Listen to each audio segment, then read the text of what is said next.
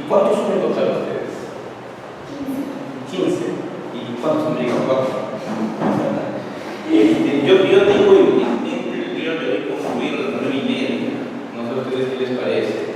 Y de pronto proyectamos a la siguiente sesión ya terminar un poquito más, 9:45, 9:50. Y de repente para el grupo, aunque lo dudo, ¿no? Pero en un primer instante pensé que podríamos tener 6:45, 6:30 de repente. Y también terminar un poco antes, ¿no? Pero acá hay una visita realmente cerca, ¿de quién? ¿Cómo lo pusieron? Sí, pero la salida es 6:30. Ah, ya.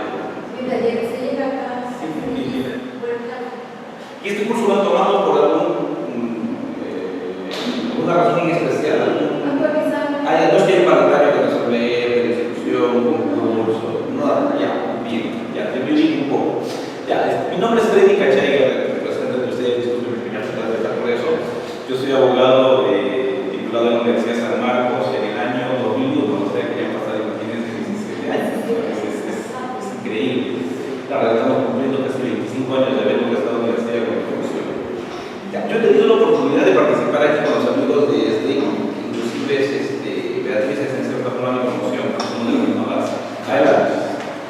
Y estos temas son interesantes porque como el grupo es chico, adelante. Yo creo que lo vamos a hacer no tanto como una exposición, sino como una suerte de diálogo, ¿no? Para poder retroalimentarnos también de lo que vamos a tratar. Entonces, en este ámbito, antes de entrar a la postulación del proceso, justo yo había encontrado, que acá lo han puesto, este material del profesor Solís Macedo, que me parece súper interesante. Ya sé que esto no es un material mío, lo estoy hablando de internet, porque en realidad es un material estándar. Es un material estándar, es decir, como estándar, ¿no? Es una temática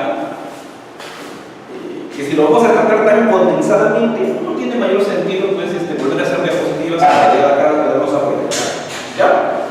Nos vamos a centrar en algunas instituciones del derecho procesal civil y para partir algunas de la teoría general del proceso.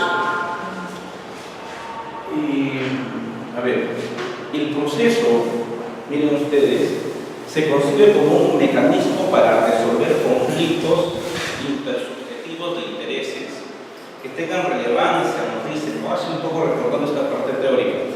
Escuchaba al profesor Teori Posada, que es profesor de la Universidad Católica, que este tema, los estudiantes que llegaban casi por primera vez a la materia, partía de una concepción filosófico-individualista que más o menos plantea lo siguiente, algo muy sencillo. Nosotros, para poder satisfacer nuestras necesidades, identificamos determinados bienes y dirigimos nuestra atención a esos bienes para poder entrar en contacto con ellos y utilizarlos. A eso en este ámbito se le llama interés. Lo que ocurre, dice esta concepción, es que esos bienes son escasos, no alcanzan para todos. Y como son escasos, más de una persona quiere utilizar ese bien para satisfacer sus necesidades. Y ahí es cuando dos o más personas coinciden y no se puede utilizar al mismo tiempo, es que encontramos un conflicto intersubjetivo de intereses. Entonces, el ordenamiento jurídico dicta reglas para establecer cuál de estos dos intereses en pugna va a prevalecer. Y entonces encontramos un interés prevalente y un interés subordinado. La norma jurídica tendrá que establecer, a partir de un conjunto de valores y de criterios, qué interés prevalece y qué interés se subordina, ¿no es cierto?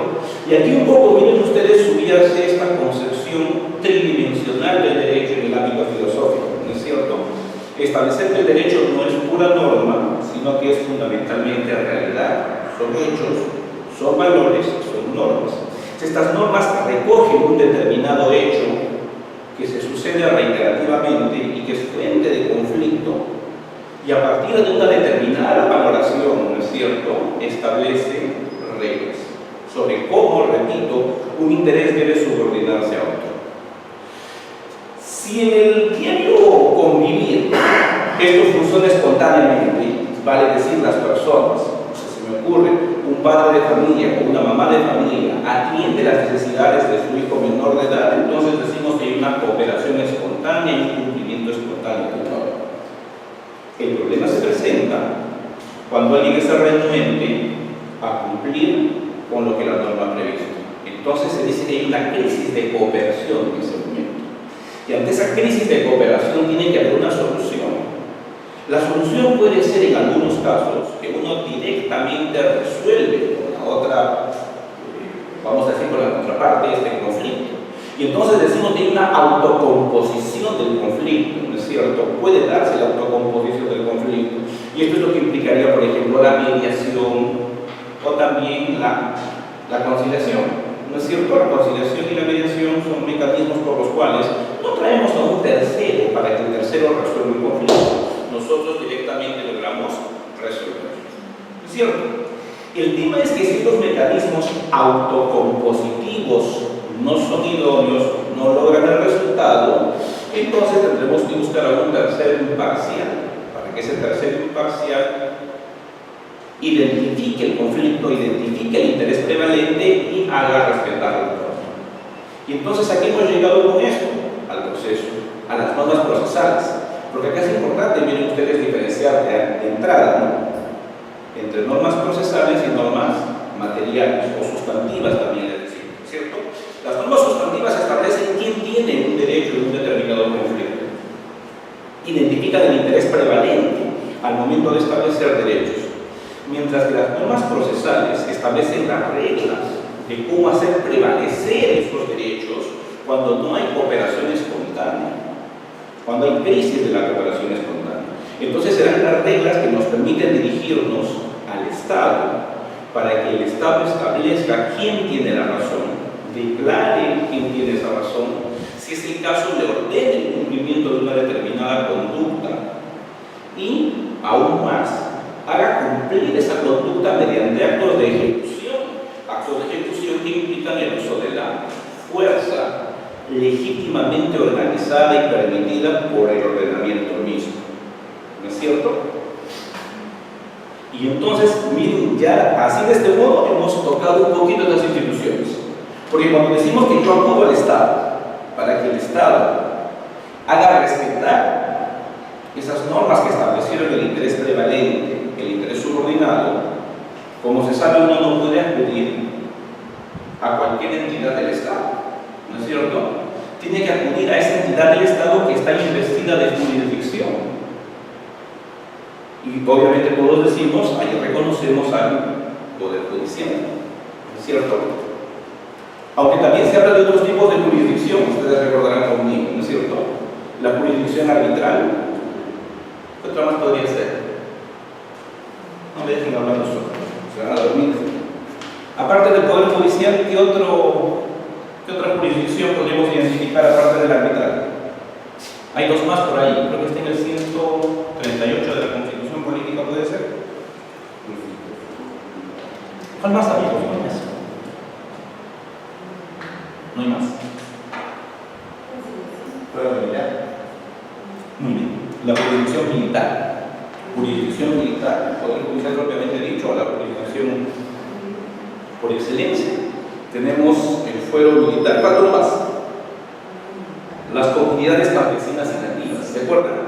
La jurisdicción en manos de ellos. Aunque acá es totalmente discutible. Esto es un tema ya para tener una discusión tremenda. Porque ¿qué se dice? Que la jurisdicción implica no solamente la capacidad de poder resolver un conflicto ordenando el cumplimiento de una conducta, sino además pudiendo hacer uso de mecanismos coercitivos, del uso de la fuerza para el cumplimiento de mandatos, la coerción como elemento de la jurisdicción.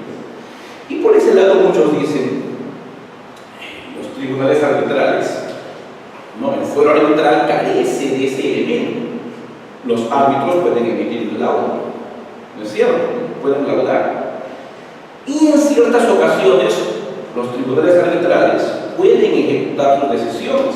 Esto que se conoce como la ejecución impropia, cuando se trata de laudos declarativos, que se ejecutan, por ejemplo, inscribiendo en registros públicos. ¿No? Ejecuto mi laudo porque yo como árbitro o como integrante del tribunal arbitral, a pedido de parte, remito copias certificadas, se inscribe el laudo arbitral donde le interesa al vencedor que se inscriba y entonces ha satisfecho el interés del demandante en sede arbitral. ¿Se dan cuenta? O sea, el tribunal arbitral en ciertos casos puede ejecutar las decisiones, pero cuando son laudos arbitrales que implican una condena, ¿no? Vale decir, le ordena pagar un determinado monto, y el que ha sido vencido no paga. Entonces, ¿qué se necesita? Un secuestro de bienes, un secuestro conservativo, y sacar al remate para el cobro forzado, ¿no es cierto? ¿Los árbitros pueden hacer eso? ¿Cómo ejecuto mi laudo arbitral? A través del Poder Judicial, ¿no es cierto? Así como se ejecutan las resoluciones judiciales, se ejecuta el laudo arbitral. Por esta razón es que muchos consideran que el tribunal arbitral o el fuero arbitral o la jurisdicción arbitral no es propiamente jurisdicción en un sentido pleno, ¿no? Le falta la ejecución, la capacidad de ejecutar sus decisiones. Algo similar pasaría con las comunidades campesinas inactivas, que están autorizadas para resolver conflictos aplicando sus costumbres, el derecho consuetudinario, con un gran límite. Ese límite es el respeto a los derechos humanos, ¿no es cierto? Las rondas campesinas, ustedes habrán visto, aplican sanciones. El problema es que a veces se exceden y sus sanciones podrían ir más allá porque implica transgredir los derechos humanos, ¿no es cierto? Creo que en un campamento minero en Cajamarca, algunos llevaron a nightclubs, y en estos nightclubs había féminas bailando en minifaldas, van los de las rondas campesinas, 3 de la madrugada, y los sacan a la pampa. Y con esos látigos de cuero los latigan. Imagínense todo ese frío, agarrar latigazos en un cuerpo sin ropa que cubra. La pregunta es, ¿eso se permite por ser rondas campesinas? La Constitución política, cuando habla de derecho consuetudinario, ampara tal cosa. Pareciera que la dignidad humana ahí ya ha sido, ¿no es cierto?, lesionada. Entonces hay toda una discusión al respecto. Ya está. A ver. Entonces, en esta trilogía de la que estamos conversando, empezaremos con la acción. ¿No? Acá un poco retroalimentando la idea. Queda claro, ¿no es cierto? El proceso y por ende las normas procesales son normas que establecen medios y mecanismos para acudir al Estado pidiendo que haga prevalecer las normas materiales, las normas que han establecido quién tiene el interés prevalente. En una concepción más estricta se considera que el proceso es un conjunto de garantías que permiten a cualquier ciudadano acudir al Estado y obtener una respuesta acorde a derecho en la solución de su conflicto de intereses. Muy bien, a eso hay que volver un poquito más. Entonces, si todos tenemos ese derecho de acudir a los órganos jurisdiccionales para que se resuelva el conflicto, hay que darle un nombre a eso. A eso se le llama justamente la acción. ¿Sí? A ver, ¿qué vamos a decir de la acción? Guiándonos de estas diapositivas que hemos dejado. La acción es un derecho que le corresponde a todo sujeto de derecho, a cualquiera de nosotros. Y ese derecho consiste en dirigirnos hacia el Estado, específicamente hacia el órgano jurisdiccional, para exigirle que nos brinde tutela, que nos resuelva un determinado conflicto de intereses o una incertidumbre con relevancia jurídica. Hay toda una evolución de esta concepción para llegar a este punto. La acción es entendido, miren ustedes en estas llavecitas, como un derecho público, subjetivo, abstracto y autónomo, ¿no? Así también ustedes recordarán, hemos aprendido cuando estudiamos teoría general del proceso. Esto está en la Constitución Política también, ¿cierto? ¿No? Artículo 139. A todos nos asiste el derecho a la tutela jurisdiccional efectiva, ¿cierto? Ya está. ¿Por qué es un derecho público? Porque se exige o se reclama aquí al Estado, ¿no es cierto? ¿Por qué decimos que es subjetivo? Porque le corresponde a todo sujeto de derecho. Todo aquel que sea portador de subjetividad, vale decir, todo aquel que sea portador de dignidad humana, tiene ese derecho. ¿Por qué es abstracto? Es muy importante. Es abstracto porque no tiene un contenido específico. Se agota en el solo hecho de exigir tutela y obtener una respuesta que sea acorde al derecho. ¿De acuerdo? De tal manera que nosotros podríamos reclamar cualquier cosa. Este es un típico ejemplo de pregrado, ¿no? Yo demando reivindicación de la Plaza Mayor de Lima. Y eso que puede parecer un ejemplo tonto, recuerdo que en noticias salió, alguien decía que Machu Picchu, las ruinas arqueológicas, estaban dentro de una extensión que le correspondía en propiedad por una asociación que encontraba a sus ancestros. ¿Qué pasaría si yo demando reivindicación de las ruinas arqueológicas de Machu Picchu? Y el juez recibe mi demanda, la revisa y dice, este tipo está loco, ¿no es cierto? La archiva de inmediato. La pregunta es, ¿podría corresponder eso que la archive y nada más, sin dar ningún tipo de respuesta? Sin decir inadmisible, improcedente, infundado, qué sé yo. No, no es cierto, tiene que darle de todas maneras una respuesta. No. Pero notificará diciéndole, pues, oiga, la Constitución política dice, ¿no es cierto?, que los yacimientos arqueológicos son imprescriptibles, inalienables, irreivindicables, etc. Al dar esa respuesta, justamente se ha puesto en marcha el derecho de acción. ¿No es cierto? No tiene un contenido propio. Y además es autónomo. Es autónomo porque no depende de otros derechos. ¿No es cierto? No depende de que yo tenga la razón o que no tenga la razón.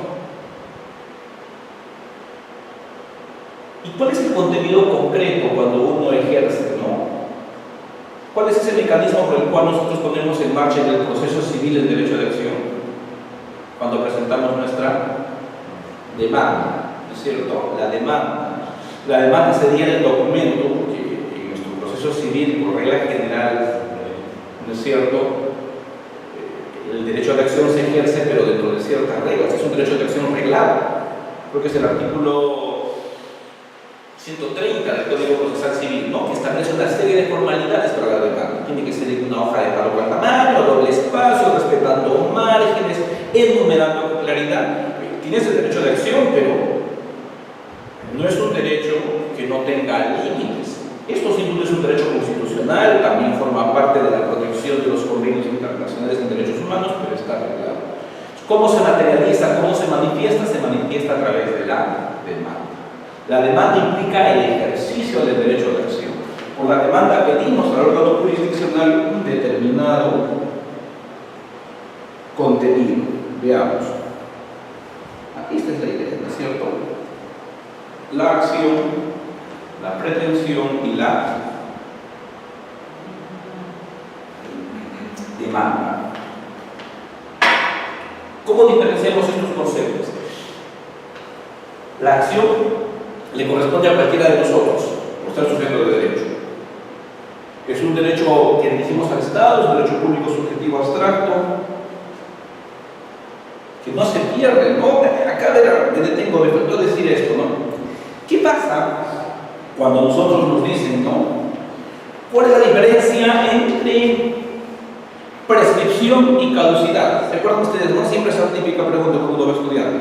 Fácil, ¿no? ¿Qué decimos entonces? La prescripción afecta a la acción, pero no al derecho. La caducidad, en cambio, mata la acción y mata el derecho. Así decíamos siempre, ¿no? Una forma bien sencilla de decir las cosas. ¿Qué tan cierto es que la prescripción, vale decir el paso del tiempo, impide ejercer el derecho de acción? ¿Eso está técnicamente bien formulado o no? No, ¿no es cierto? Porque definitivamente, a ver, ¿qué pasa? Tengo un accidente de tránsito. Al tercer o cuarto año de haber sufrido el accidente de tránsito, interpongo una demanda de indemnización, sería, ¿no?, por responsabilidad civil extracontractual. Pero hay un plazo para demandar, ¿no es cierto? Un plazo de prescripción para demandar esta indemnización por responsabilidad extracontractual. ¿Qué plazo es?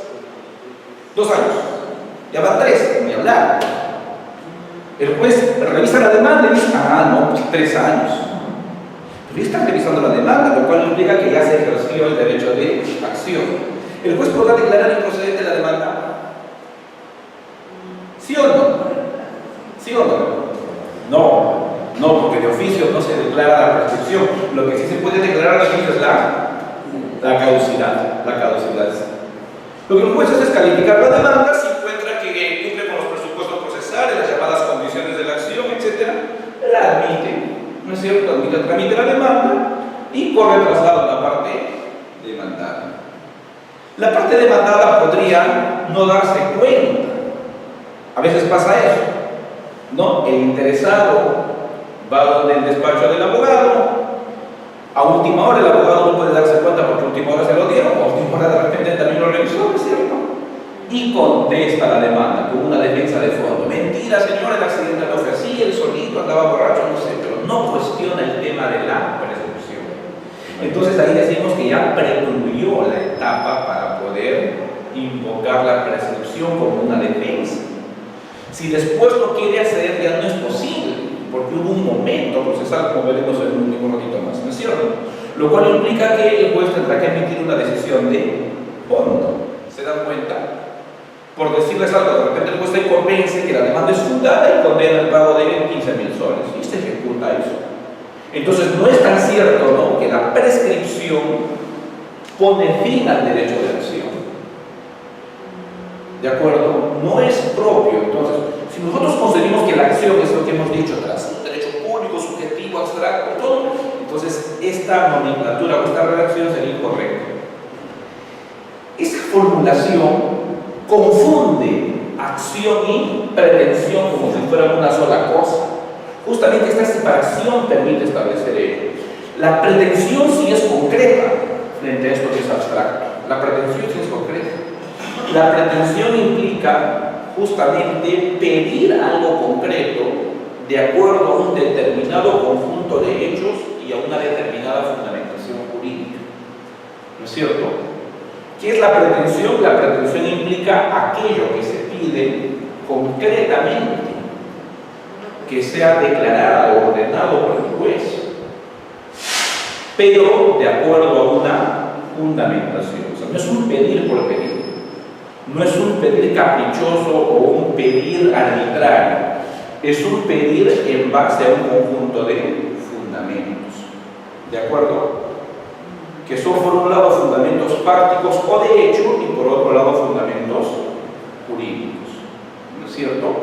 Por eso se suele decir que cuando uno mira adentro, ¿qué cosa hay dentro de la pretensión? El petitorio y la causa petente. ¿No es cierto? Acá dentro, ¿qué cosa hay? Un petitorio. ¿Qué cosa más hay dentro? La causa de pedir, los fundamentos.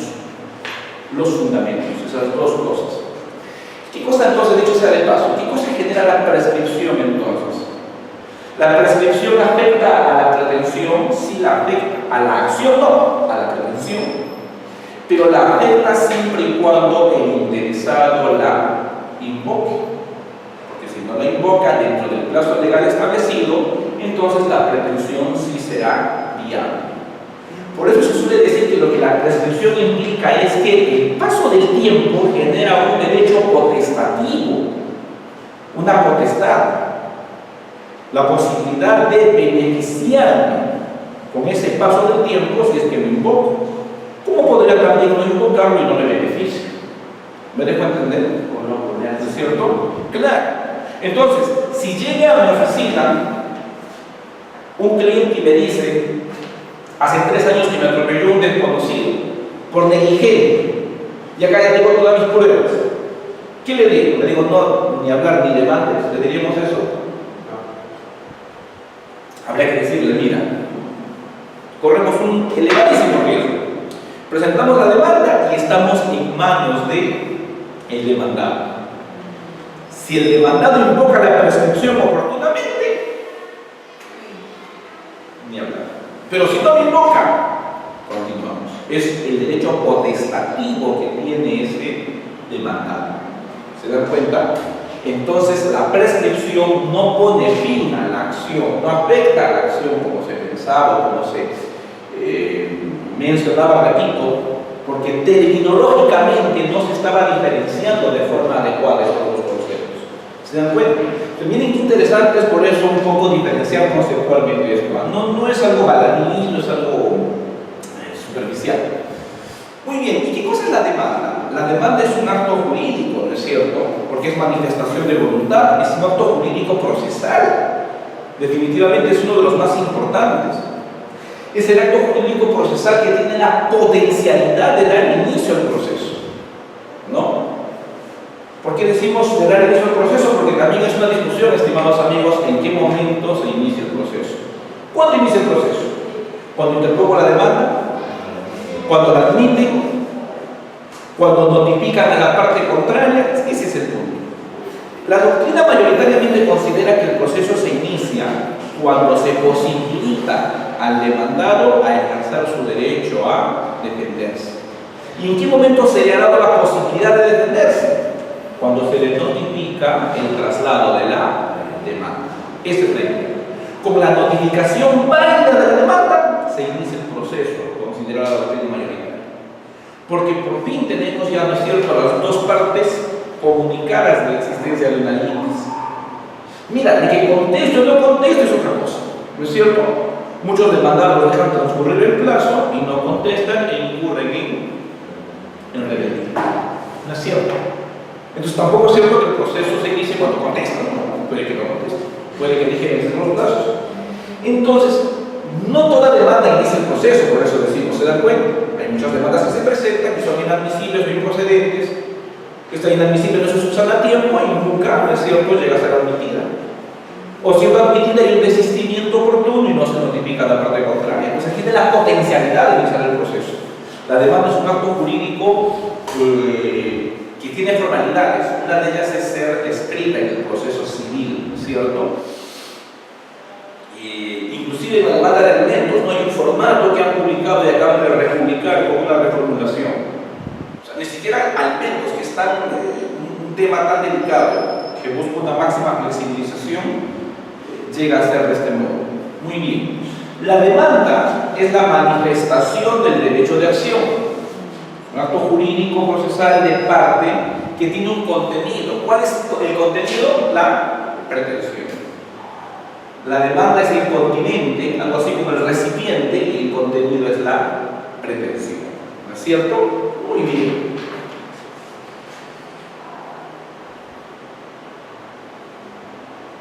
Luego,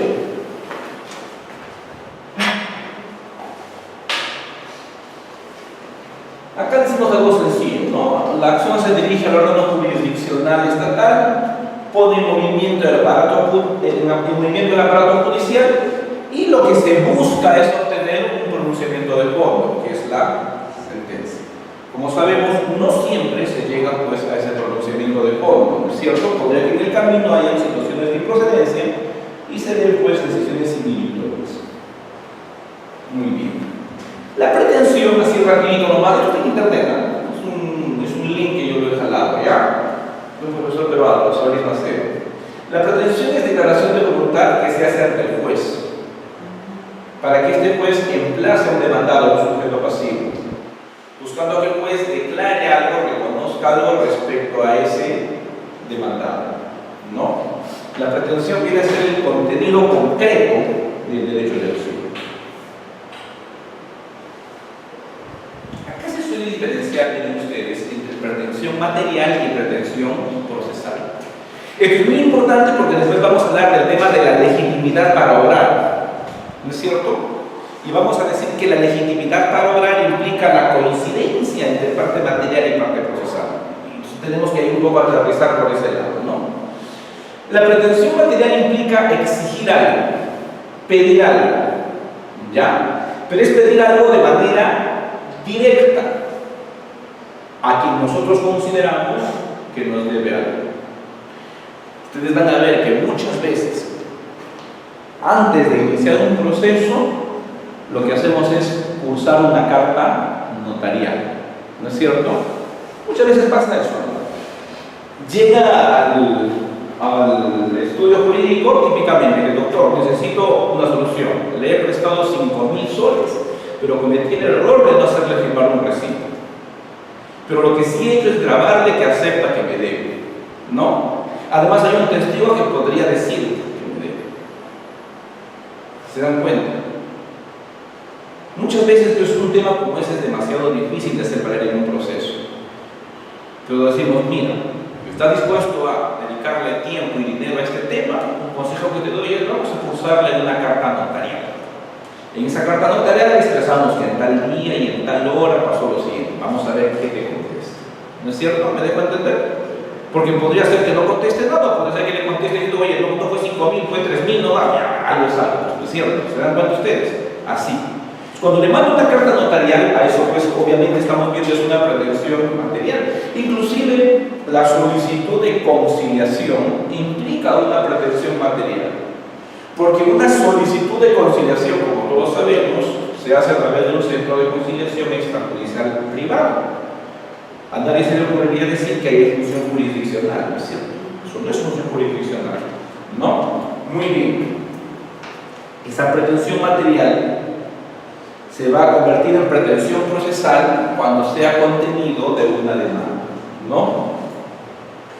Miren, la pretensión procesal podríamos decir que es lo mismo que lo que hemos visto hace un ratito como pretensión material, pero esta vez exigido a través del órgano jurisdiccional.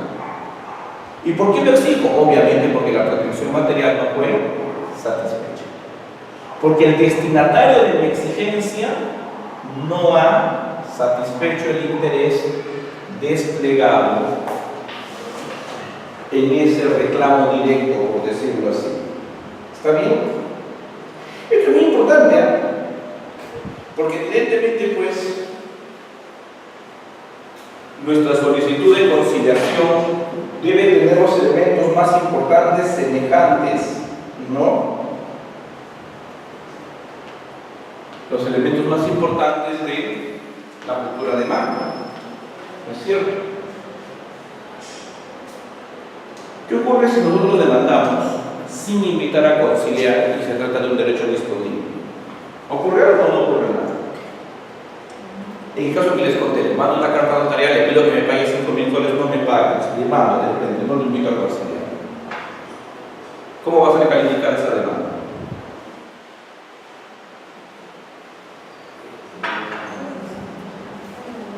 Generalmente la declaran inadmisible. ¿Por qué? Vamos por partes. Inadmisible porque el juez me dice lo siguiente, por favor, me dice lo siguiente: no cumplido con adjuntar el acta de conciliación de fecha anterior a la interposición de la demanda. Así nos ponen, de fecha anterior. O sea, el juez como que me está diciendo, oye, de repente tú tienes por ahí en algún lugar tu acta porque sí lo invitaste, pero te has olvidado. Entonces traes acta. ¿Me dejo entender? O sea, no me está diciendo, anda e inicia un procedimiento conciliatorio que yo te espero aquí. No me está diciendo eso, ¿no? Me está diciendo que quizás yo tengo eso, pero de fecha anterior, ¿no es cierto? Como yo no lo empecé, no tengo el acta, entonces no la puedo presentar. Y la demanda va a ser, pues, obviamente declarada improcedente porque no se subsana, ¿no es cierto? ¿Qué pasaría si yo de frente le digo, pues, oiga, ¿sabe qué? Yo no lo invito a conciliar porque para mí este no es un derecho disponible. Y el juez le dice, usted se ha equivocado, este sí es un derecho disponible, debió invitarlo a conciliar, ¿no es cierto? Y si usted mismo me está diciendo que no lo he invitado, ¿para qué le voy a dar un plazo para que subsane trayendo un acta con fecha anterior? ¿No es cierto? De plano la demanda es, ¿qué cosa? Improcedente, ¿no? Porque en nuestro sistema legislativo, a partir de la ley de conciliación extrajudicial, se considera que si tú quieres recurrir al órgano jurisdiccional a ejercer tu derecho de acción, primero tienes que invitarlo a conciliar. Si no lo invitas a conciliar, entonces se considera que no tienes interés para lograr, no tienes una verdadera necesidad de tutela jurisdiccional. Y el interés para lograr es considerado, pues, un presupuesto procesal de fondo, o también conocido como condición de la acción. Y entonces la falta de interés para lograr hace que la demanda no pueda ser admitida, ¿no es cierto? Lo cual, miren ustedes, en doctrina no es considerado pacíficamente como algo válido. Siendo el derecho de acción un derecho constitucional, ¿hasta qué punto es constitucional que con una ley se limite el ejercicio de mi derecho de acción, obligándome a invitar a conciliar? ¿No les parece? Porque invitar a conciliar es caro, no tanto cabe el dinero, me diría alguien, pero son 300 o 400 soles, podría ser, pero también es caro el tiempo, porque toma cierto tiempo, toma cierta cantidad de semanas. Puede ser cierto que el plazo prescriptorio se suspende durante ese tiempo, pero aún así pues el tiempo que va transcurriendo nos complica. particularmente tengo un par de casos que hubiese tenido que demandar en enero, pero ya no puedo, estoy en pleno procedimiento conciliatorio. Si voy a empezar mi demanda en febrero, que están de vacaciones. Me lo calificarán tal vez en marzo o en abril, para que me digan inadmisible en mayo por cualquier cosa que se les ocurra. ¿No es cierto? A veces por falta de una cédula de notificación es inadmisible, eso no tiene sentido, ¿no? Pero es inadmisible porque faltó. Yo tengo un caso, imagínense ustedes, una prescripción adquisitiva de dominio. El código dice que cuando tú demandas un sucapión tienes que citar a 3 testigos mayores de 21 años de edad. Entonces, ahí están mis testigos A, B y C. Y me dijeron inadmisible tu demanda. ¿Por qué? Porque te faltan 3 cédulas para citar a esos 3 testigos. Imagínense. Eso no tiene mucho sentido, ¿no es cierto? La demanda debe ser admitida. Y cuando ya llegue el momento de la audiencia de pruebas, pues me dirán, oiga, cumplen ustedes con presentar sus cédulas, ¿no? Para citar a esos testigos, y si no, el proceso pues, se va a suspender por culpa suya, ¿no es cierto? Pero ahí así es inadmisible, y creo que viene un plazo de 2 días, imagínense. Desesperados, van para la acción, hacer cola 2 horas, comprar las cédulas y todo eso. Así por el estilo, porque lamentablemente ahora esto de lograr que la demanda sea admitida es una barrera bastante fuerte. La conciliación extrajudicial se ha convertido en cierta forma, en algunos casos, en un escollo muy duro. Se presentan situaciones muy difíciles. Y lamentablemente pues es para algunos un instrumento de política jurisdiccional, política legislativa en el lado de lo jurisdiccional, para un tanto tratar de descongestionar los tribunales, ¿no? Porque es un tanto que desalienta, pues, ¿no es cierto? Porque el tiempo, el dinero, es un montón de cosas, esto de la conciliación extrajudicial, que a veces también es un tanto borroso, no tiene la claridad del caso. Entonces, esto es todo un tema, ¿no? Pero bueno, invitar a conciliar, pretensión material. Cuando ya demando, pretensión procesal. ¿Cierto? ¿Está bien? ¿Alguna pregunta o duda?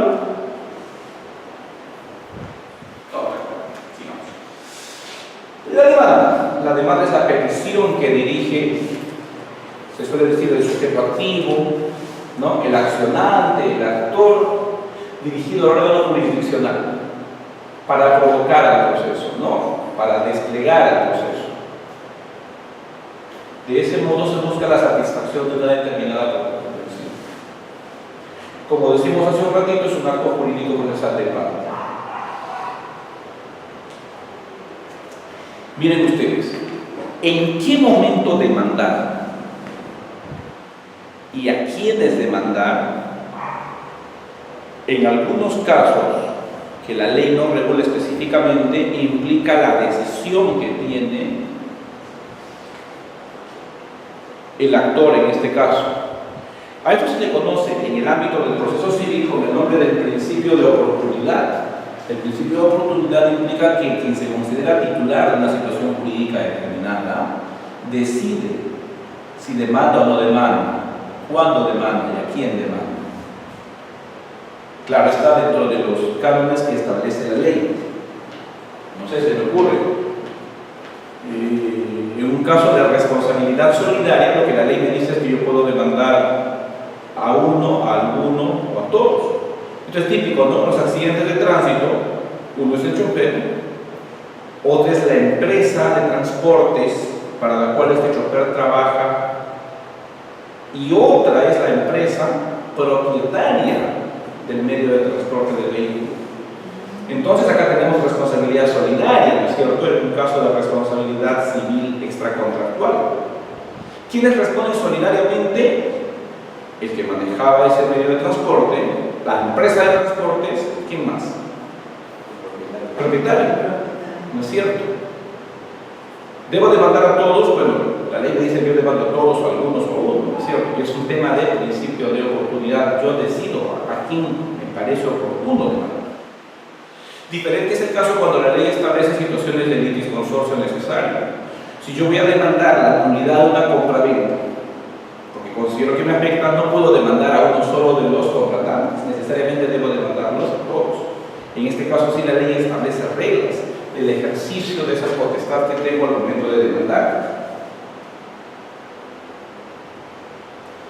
Estas son las llamadas, miren, condiciones de la acción, lo cual también es un nombre antiguo que refleja esa confusión que existía entre acción y pretensión.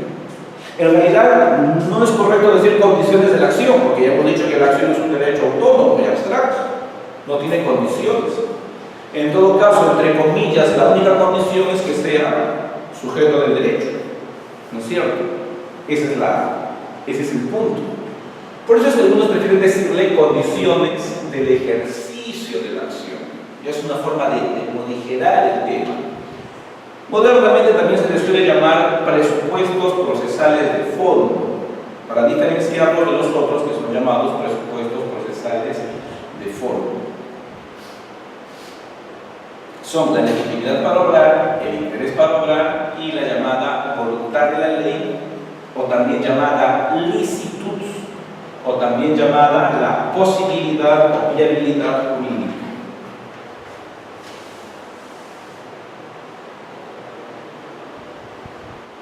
Luego tenemos estos llamados elementos de la acción, que son situaciones un poco descriptivas, las clasificaciones de la acción.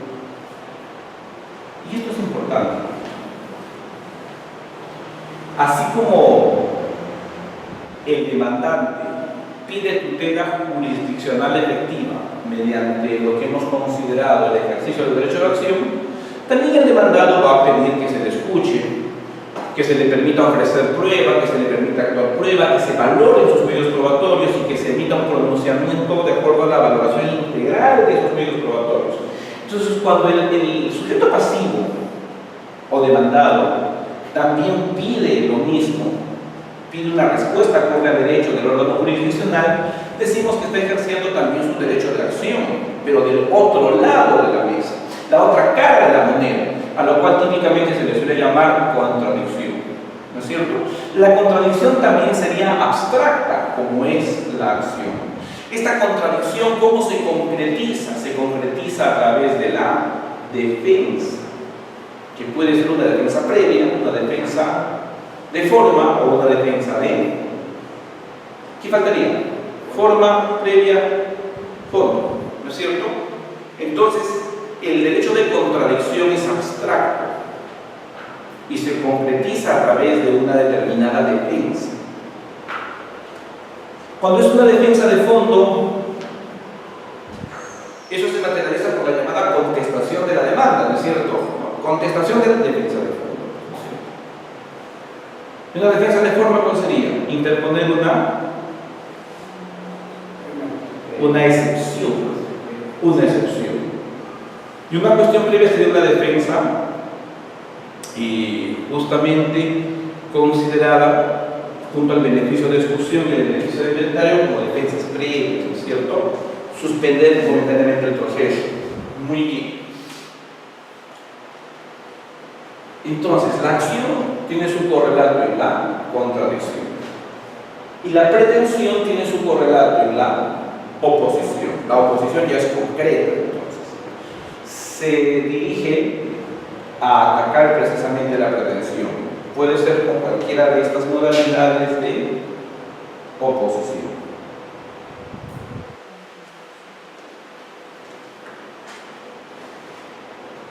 Se suele decir que hay una diferencia, ¿no?, entre acción y contradicción. Ustedes lo pueden leer ahí, ¿no es cierto? ¿Cuál es la diferencia?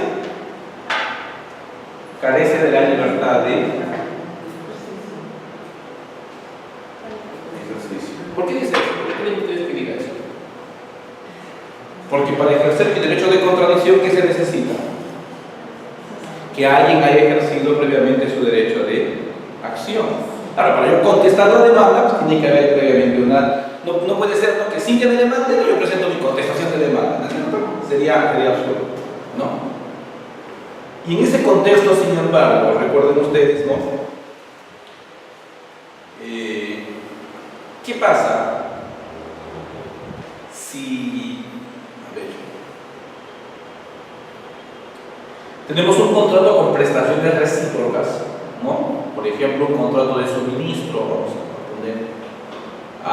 Yo tengo una empresa de pollos a la brasa y me tienen que entregar periódicamente mis balones de gas, por decir algo, ¿cierto? Tenemos un contrato de desayuno.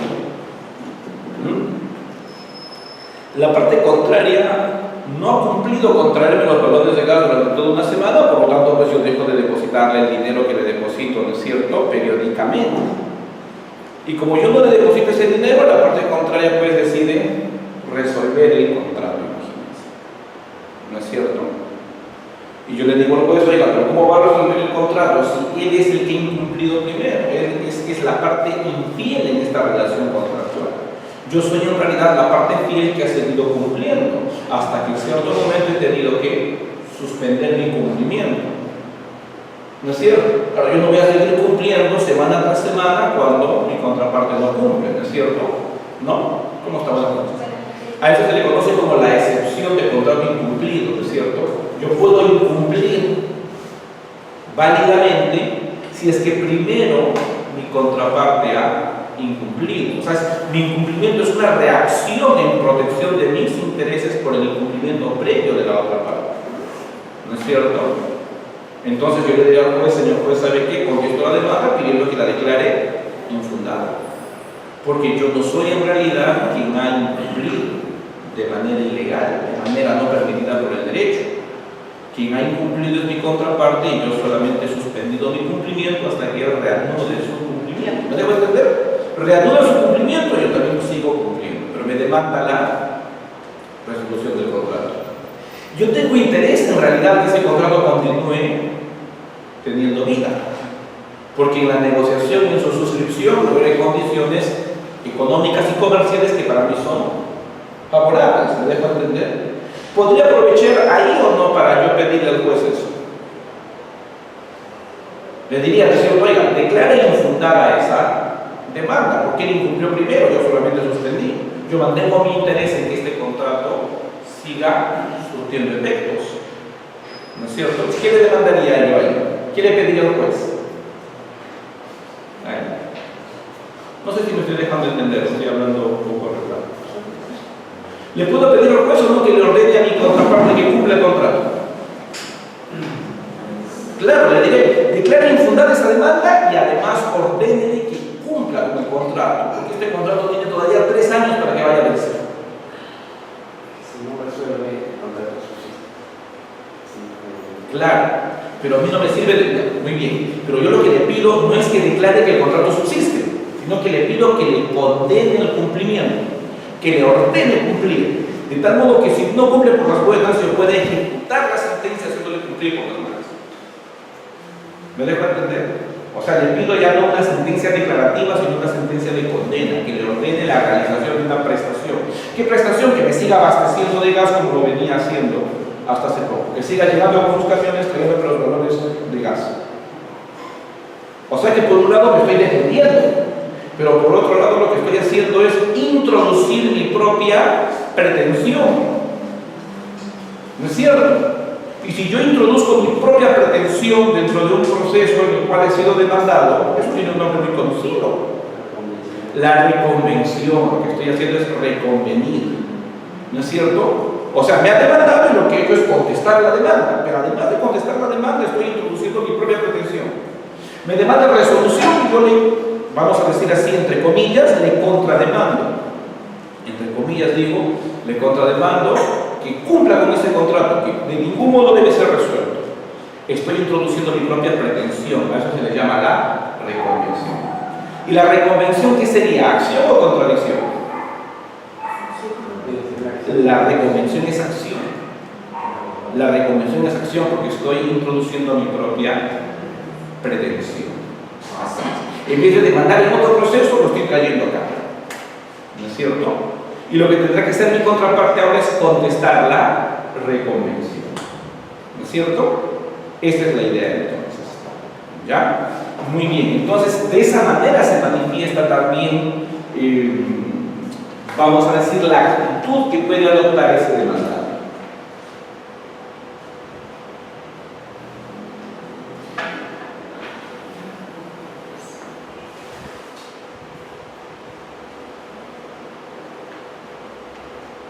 Acá se plasma lo que hemos dicho, ¿no? Solo lo puedo emplear, solo puedo ejercer el derecho de contradicción si es que previamente alguien ha ejercido su derecho de acción. ¿No es cierto? Es una realidad sencilla, es un tema más sencillo. Ya. Eso sí me parece interesante un poquito más para recordar una situación sistemática. 3 formas distintas defensa de fondo, defensa previa y defensa de forma. ¿Qué cosa es una defensa previa? Permítame empezar por esto del medio. Una defensa previa es aquella que sin discutir la pretensión y sin tampoco cuestionar la validez de la relación jurídico-procesal, contiene un periodo para que el proceso se suspenda hasta que el demandante no ejecute un determinado acto previo. O sea, lo que le digo al juez es, oiga, yo todavía no voy a contestar la demanda en cuanto al fondo. Tampoco le voy a decir si la relación jurídico-procesal es válida o no es válida. Lo que le puedo decir es que este demandante se apresuró. Algo le falta. Que si no cumple con ese algo, todavía este proceso no puede prosperar. ¿No es cierto? Es el caso, por ejemplo, del beneficio de exclusión. ¿Cómo es el beneficio de exclusión? Implica que nosotros no somos los obligados principales, sino los garantes. Y primero debe agotar sus posibilidades de exigencia ante el obligado principal. Y solo cuando ya sea imposible cobrar al obligado principal, recién puede dirigir su pretensión válidamente contra el garante. ¿No es cierto? Entonces, yo tengo un amigo que se está endeudando y me ha pedido que yo sea su garante, que yo lo garantice. Yo firmo como garante, pero hay un tema ahí. Vamos a decir que yo pongo, yo lo garantizo. Señor, préstele plata, préstele los 100.000 soles, que si no le paga él, pago yo. Yo soy su garante. Pero no ponemos allí la renuncia al beneficio de exclusión, se mantiene el beneficio de exclusión. ¿Qué significa eso? Que cuando me quieran cobrar a mí como garante, yo me puedo excusar. ¿Cuál va a ser mi excusa, por decirlo así? Mi excusa va a ser, oye, un momentito, yo solo soy el garante, el obligado principal es él. Primero, cóbrele al abogado, al obligado principal. Párelo de cabeza. Si ya no cae ninguna moneda, recién me puede cobrar a mí. ¿Me dejo entender? Entonces, cuando me demanden a mí el pago de esa deuda, tendrán que acreditar primero que han agotado todas las posibilidades, que ya lo demandaron, buscaron su patrimonio, lo pusieron a ejecutar y no se aprobó. El beneficio de exclusión, entonces, demora este proceso, impide su continuidad hasta que acrediten, ¿no es cierto?, haber agotado las posibilidades de cobro de aquella parte. Por eso es que en realidad en la práctica esto yo particularmente no he visto hasta ahora que esto funcione de ese modo. ¿Por qué? Porque como ya se sabe que esto puede pasar, cuando tenemos un garante, ¿quién le pidió al garante? Que si va a hacer eso, va a garantizar, va a respaldar, que establezca que renuncia al beneficio de exclusión. No. Una de las cartas fianza, por ejemplo, encuentra eso, ¿no? Las cartas fianzas bancarias, ¿no? Carta fianza de realización automática, inexcusable, ¿no? Y con renuncia al beneficio de exclusión. Pero si no se hubiese hecho tal renuncia, bien puedo echar mano de ello con esta defensa previa. ¿Está bien? ¿Y una defensa de forma cuál sería? Una que no va a atacar a la pretensión, sino a la validez de la relación jurídico-procesal. Porque está ausente algún presupuesto procesal, bien sea de forma o bien sea de fondo. Los presupuestos de fondo llamados condiciones de la acción. ¿No es cierto? Me corre el traslado de la demanda y total digo, oye, me ha demandado sin invitarme a conciliar. Le diría al juez, oiga, en el saneamiento procesal usted debe declarar improcedente la demanda, se le pasó. Acá no hay invitación para conciliar. Les pregunto, si yo le digo a su juez, ¿eso es una defensa de fondo? No, porque no estoy cuestionando el fondo del asunto, no estoy discutiendo el derecho mismo. Lo que estoy diciéndole es, oiga, acá no se ha cumplido un requisito previo, le falta algo para que este proceso sea viable. ¿De acuerdo? Esta es la idea entonces. ¿Qué otra defensa de forma podría ser? A ver, alguna que se les ocurre.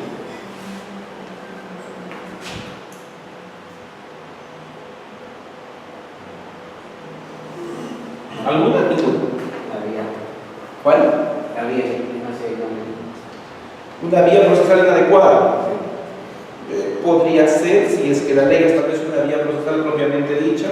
No está previsto como una excepción, pero sí sería un cuestionamiento respecto a un requisito propio de la viabilidad de la demanda.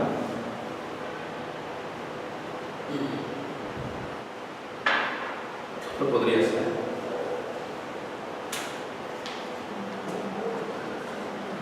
Señala que demanda como gerente de la empresa demandante, pero no adjunta la vigencia de poder.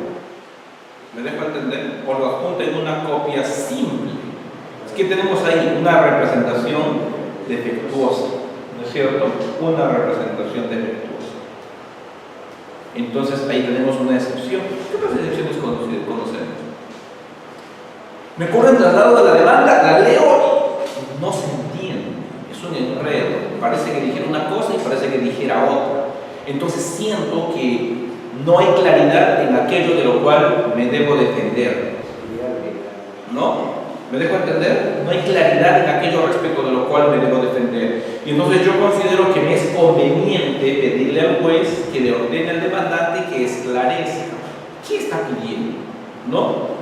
Porque por un lado dice que yo no cumplí con el contrato y que el contrato ya no tiene eficacia, y por otro lado dice que quiere que yo siga cumpliendo el contrato.